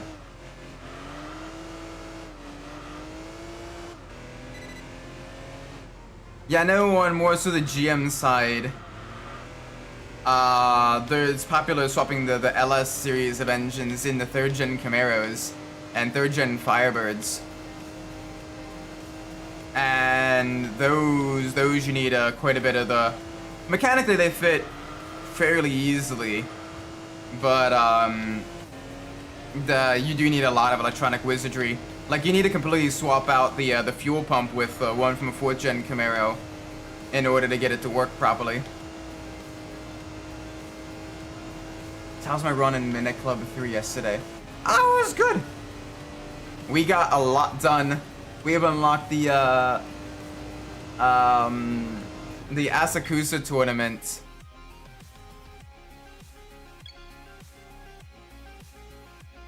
And that was fun. So we're a good ways through the Tokyo run. We've gotten all the car club races done. I'd imagine maybe 1 or 2 more streams at most until we have completed the game. In which case I might do a challenge run of Need for Speed Most Wanted 2005. I think I might do a single car run of that, where basically whatever starter car we choose, that is the only vehicle we get.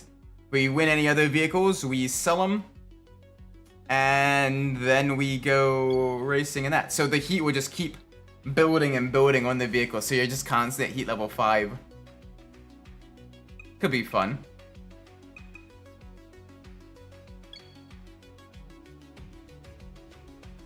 What if we replaced the LT1 in the 4th gen Camaro with the LT1 from the 6th gen Camaro? I'm not sure. I'd imagine you probably need to replace some electronics.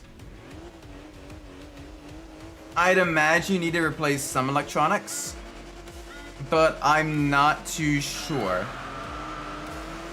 I won't mince words, I don't know. That would be a cool swap. But I wonder with that though, if you can't just swap over the... Oh.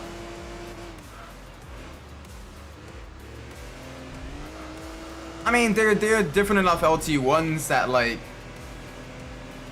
I'd imagine, like, you get a lot more power, I'd imagine, right?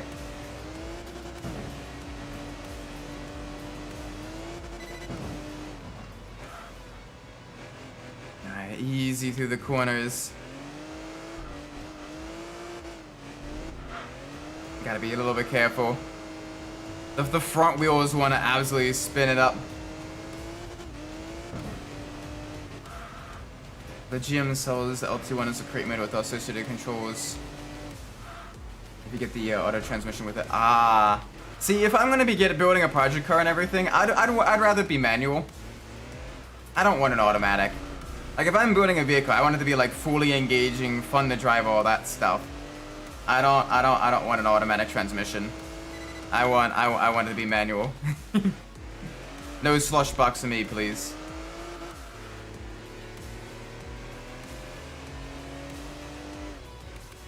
Gosh, this V6 sounds so good. I will say, despite some of the issues with the Alfa Romeos and their reliability, even in the early 2000s, they sound and look absolutely amazing.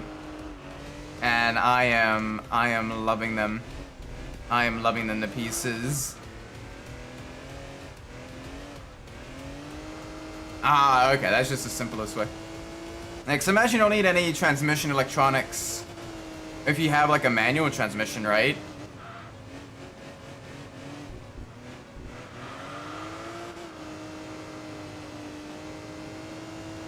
I hope not.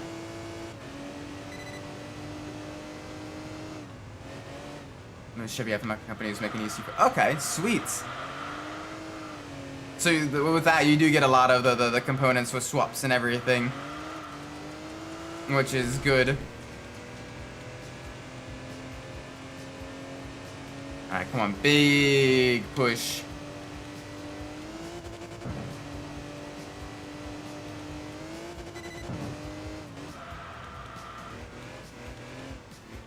There we go. Alright. Through the corners. Back to the left. Hello. Big power down the straights.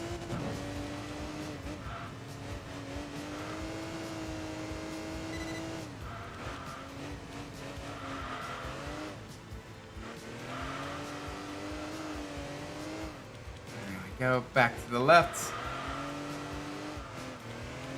Keep it going. Keep it going.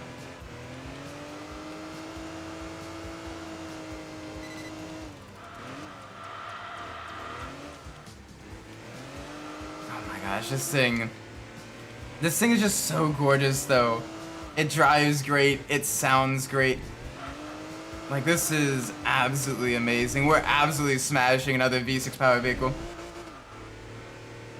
Oh, they have options with manual and auto. Nice, based. That is awesome.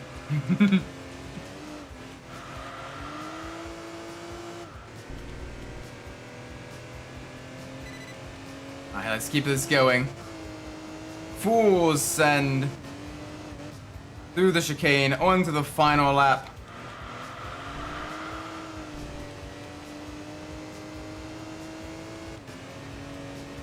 Use the, it's got double wishbone up front, McPherson struts at the rear.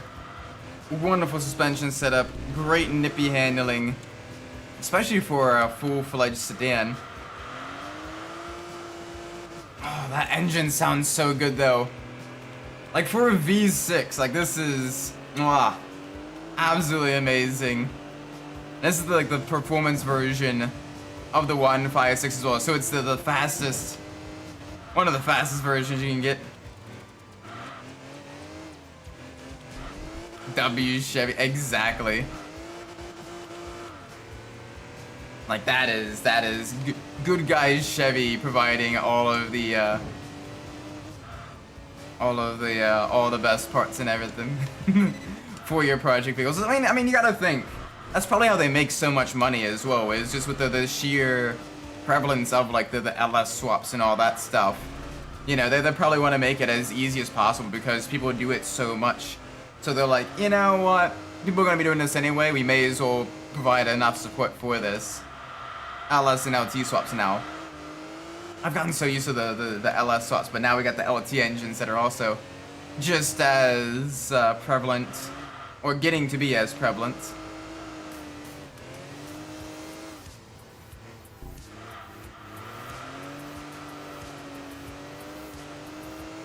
Come on, carry the speed through the corners, back into the city section.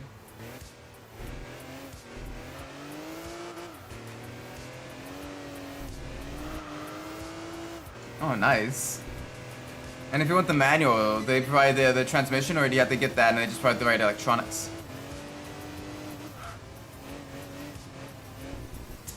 Yeah, I'd imagine that they'll be selling the LS packages for a long time. That thing just has the staying power in the tuning community. You know, good cheap horsepower. You can't go wrong with that.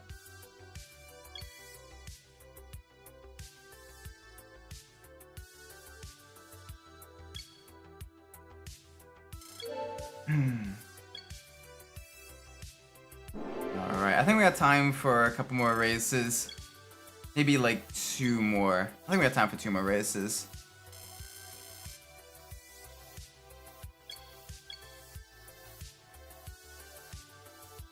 Comes with the trim. Oh, the Magnum. Nice. Absolutely based. I gotta be a little bit careful with this vehicle though. The front-wheel drive nature of it and the lack of any limited slip differential will probably hurt us just a little bit, especially in these slow speed corners or in the Dragon range. Although Italian versus Italian duel, V6 versus inline 4, four-wheel drive versus front-wheel drive, newer versus older, we have a slight disadvantage compared to the turbo four-wheel drive rally pedigree of the Delta. But this is still nice. Oh, a little bit of a bonk.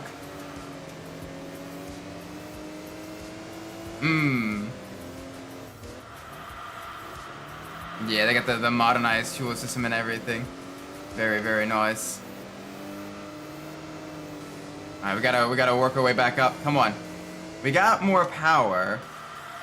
The Delta road car has around 215. We got around 250. Although they were able to put that power down a lot better than us. So that is gonna make things a little bit tricky.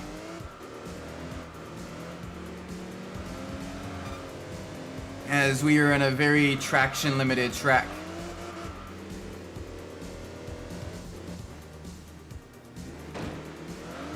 Oh, that's gonna hurt us so much. Okay, you gotta keep it in second. That is true. That was what, the 155? Now the 155 had the cool DTM version as well. With the crazy wide body four-wheel drive system. All that stuff. But even the road-going version, there was a very rare option for a four-wheel drive version as well. Absolutely beautiful vehicle.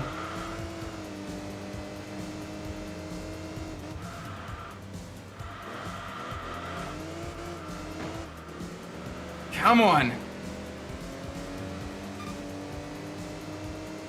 We got it straight. Time to get ahead and defend like our lives depend on it. Oh, the 155. That thing was an absolute beast. DTM, BTCC, all the touring car series basically. I think it was even banned from BTCC for its trick spoiler.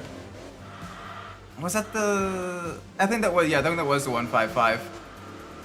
Where they had it basically where the spoiler was hidden in the trunk, but you can adjust it to be higher as an homologation package, so that you could have, oh gosh, they could have aerodynamics in BTC touring cars racing. Yeah, that thing absolutely. I think it was, to this day, the only non-German car to win the DTM championship.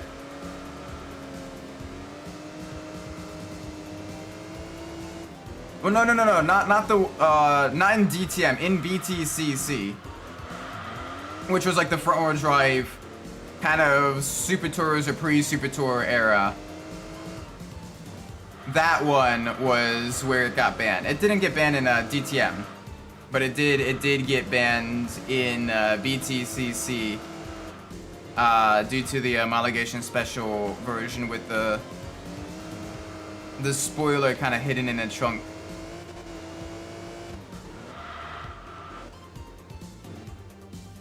But it did win the championship right before it got banned, though.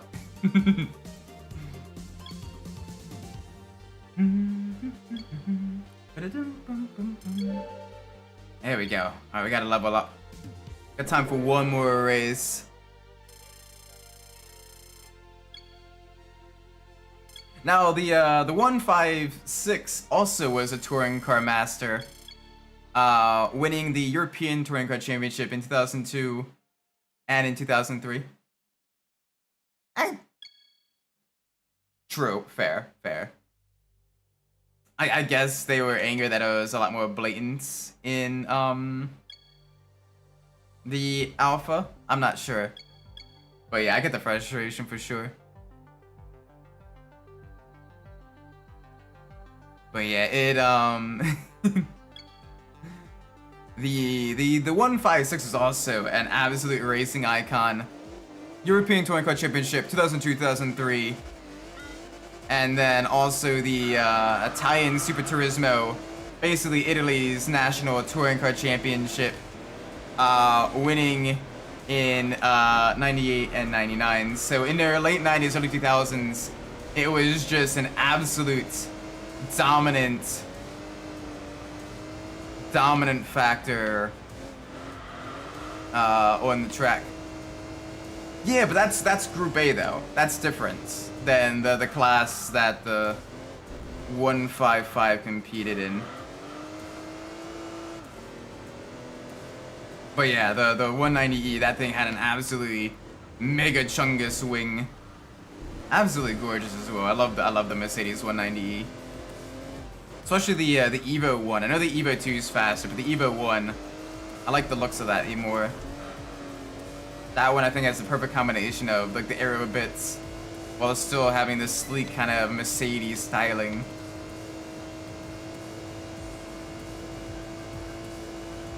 Alright, gotta be careful through Flugplatz.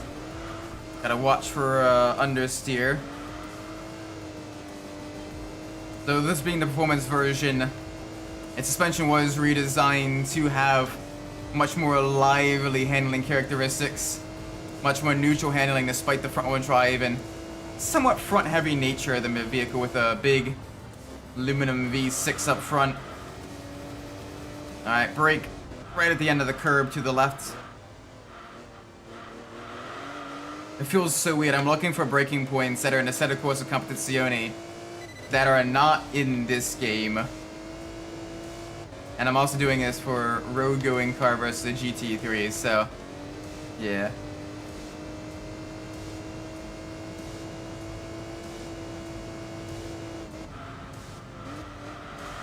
Aw, man, that would have been cool to see a DTM 156. Although, to be fair, the early 2000s DTM was still pretty cool as well. You had the Mercedes CLK, you had the Opel Astra touring car, you know, the big V8 monsters, you had the Audi TT and Audi S4 later on. Like, you had a lot of really cool cars in DTM in the early 2000s as well.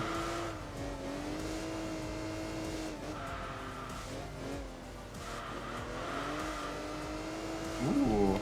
Let me guess, they moved the transfer case further rearward or something like that. Adachi, welcome to the stream. Hope you're well. I do apologize, this is probably the last race. I gotta end the stream a little bit earlier. So I gotta get a few things sorted still. Ooh, 3-hour curry though. That sounds like it tastes good though.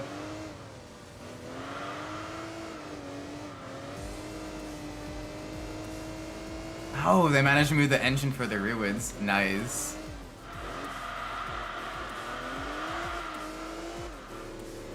I gotta be careful with the slow speed corners. Make sure we minimize our front wheel spin coming out of them.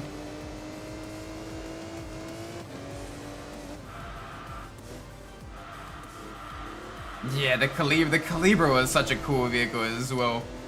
Back when Opel was going crazy with the innovation and everything in the motorsports. Oh, did you hear that Opel is coming to Formula E?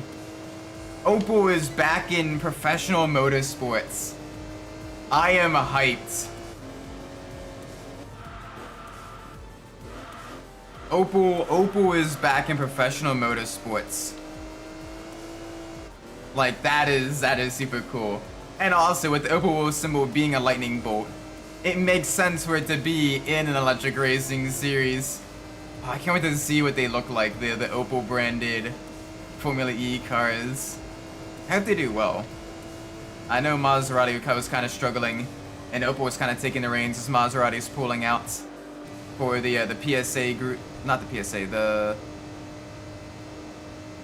I'm trying to remember who they're replacing, actually. Is it Maserati they're replacing? Either way, Opel is coming in, and I am super hyped about that.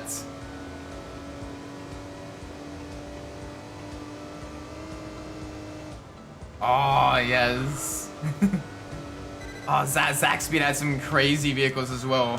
From the Group 5 Ford Capri in the 70s to the V8 Viper they can use to compete in the 24 hours of the Nürburgring Nordschleife. Zach Speed are little cheeky buggers that know how to bend and get around the rules. And honestly, I'm quite impressed with that.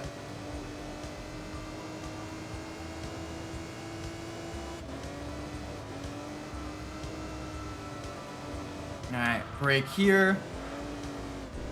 Maybe a little less aggressive on the brakes to prevent some braking oversteer.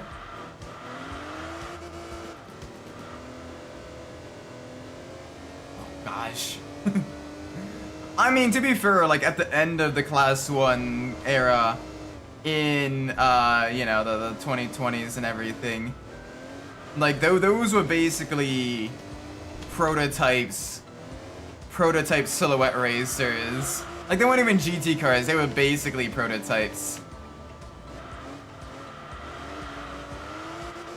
But yeah, oh my gosh, those vehicles are so much fun to drive in The Sims.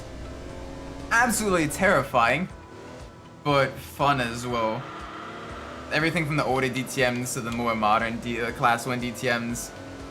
Absolutely amazing. Okay, yeah.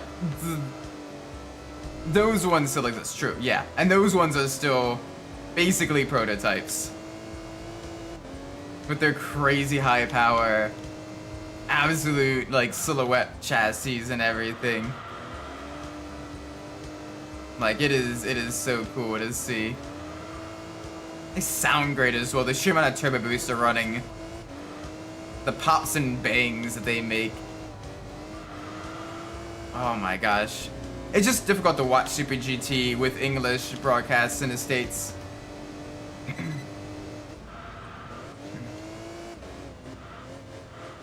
Because it's hard to find high quality English broadcasts. Usually it's people restreaming the Japanese one and talking over it.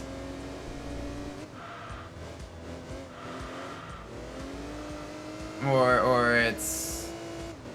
yeah. I wish the Japanese series had English commentary, because I want to watch Super Formula as well. Super Formula is so cool.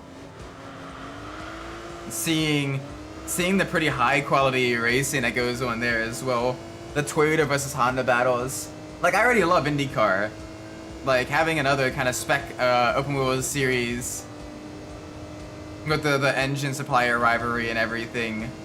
That was Super Formula is just absolutely amazing.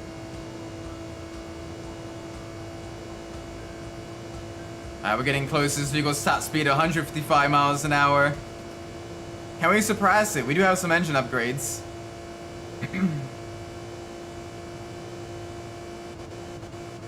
157. Okay, so slightly higher than the top speed, 155 miles an hour. Gotta remember, I'm also not going back on a GP loop. Come on, let's get this to the finish line. There we go. Boom.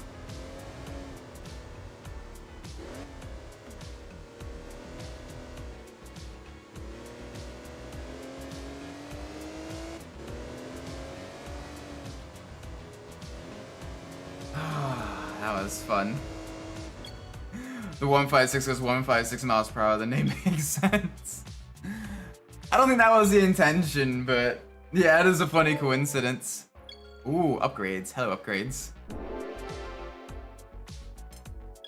There we go. Get some grippy boys. Nice. Alright, but I'm gonna be ending this stream here. It is getting a little bit late. I know I'm ending the stream a little bit early, but I am genuinely kind of exhausted. And we did go pretty late with Midnight Club 3 last night. And I still need to practice more Nordschleife because that race is gonna kill me Saturday. So I'm gonna be ending here. Thank you all so much for watching. I do appreciate it. If you enjoyed the stream, please make sure you leave a like, subscribe. Let me know what I'm doing well in the comments down below. If you didn't like the stream, please let me know what I'm doing poorly so I can fix that in the future. With that being said, I've been Umbras, and wherever you are in the world, whatever time of day is for you, may it be a great time, and I'll see you all in the next stream. Until then, take care everybody. Bye bye.